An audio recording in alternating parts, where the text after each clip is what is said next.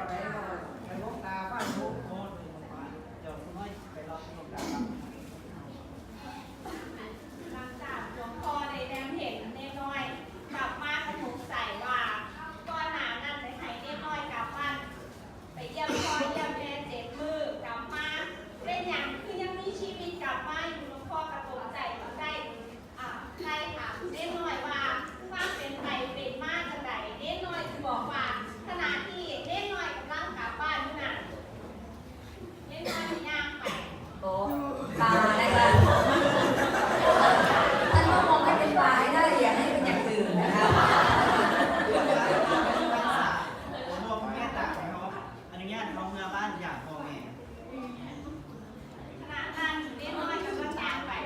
ก็ได้แนมเห็นลูกป่าใหญ่ป่าสูง2 ตัวเนน้อยเนน้อยก็เกิดความเมตตาเอ้าหลวงพ่อมันจะแสงมันดีแต่ว่าไม่แบบนี้วันนี้ผมเจ้าซีโบโรเท่มาเดี๋ยวเขาซีซอยเอาเองเลยโอ้โห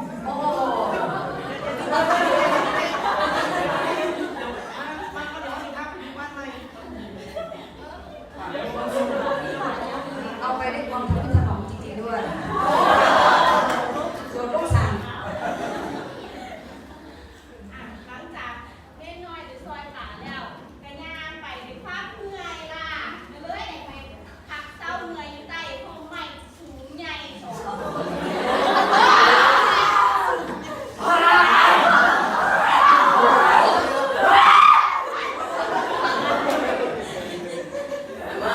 มึงเอาชีวิตกูไป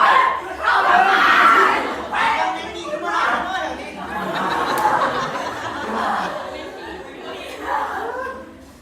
คณะที่เล่นน้อยเข้าเมื่อยอยู่นั่นก็ได้มีคนโดนแรงคนยังลง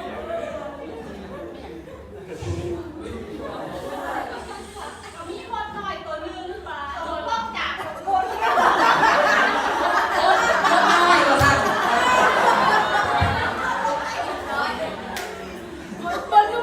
น่อยก็เล่นหน่อยแม่ไปเห็นเล่นหน่อยจะเกิดจิตสงสารเกิดจิตเมตตาอยากจะซอยชีวิตมดน้อยกว่านั้นเล่นหน่อยจะไปหากิ่งไม้ไงสิมาซอยชีวิตมด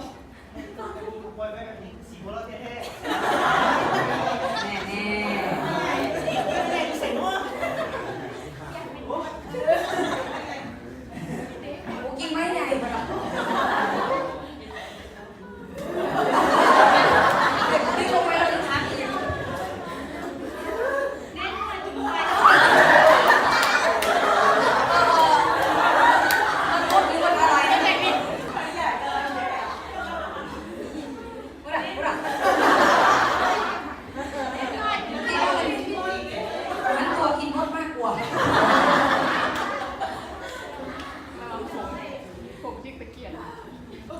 ่นหน่อยเลยซอยชีวิตมดแล้วเล่นหน่อยจึงได้กลับบ้านไปยามพ่อยามแม่7 มื้อด้วยเหตุที่ว่าเป็นหยังคือจะมีชีวิตรอดกลับมาหลังจากหลวงพ่อเพื่อนในที่ย่านเห็นมาแน่นอนจะเป็นผู้ที่มีอายุสั้นจึงได้เห็นกลับบ้านแต่ว่าได้กลับมานั่นเป็นเพราะว่าแน่นอนมีจิตที่เมตตาไปช่วยเหลือผู้อื่นแม้แต่ว่าชีวิตสัตว์เล็กๆน้อยๆก็บ่ได้มองข้ามด้วยความจริงใจแล้วก็บ่ได้หวังที่อยากตอบแทนฉะนั้นชีวิตของแน่นอนจึงมีอายุยืนยาวต่อไปดังพระโอวาทที่ว่าธรรมะนั้นสำรวมไว้ในใจเรียกว่ากุศลจิตหากธรรมะนั้นสำแดงออกมาภายนอกเรียกว่าคุณสัมพันธ์หากมีแต่รักษาสภาวะธรรมภายในแต่ไม่มีการสำแดงธรรมนั้นออกมาภายนอกย่อมจะเกิดมารผจญไม่ให้บรรลุผลในที่สุดได้เพราะว่าการสำแดงธรรมคือจุดช่วยผู้อื่นนั้นเรียกว่าบารมีผู้มีธรรมต้องคู่บารมีจึงยั่งยืนแท้ผู้บำเพ็ญธรรมเมื่อเข้าสู่สภาวะธรรมย่อมบังเกิดจิตเมตตาแก่สรรพสัตว์และมวลเบไนด้วยประการชนี้แล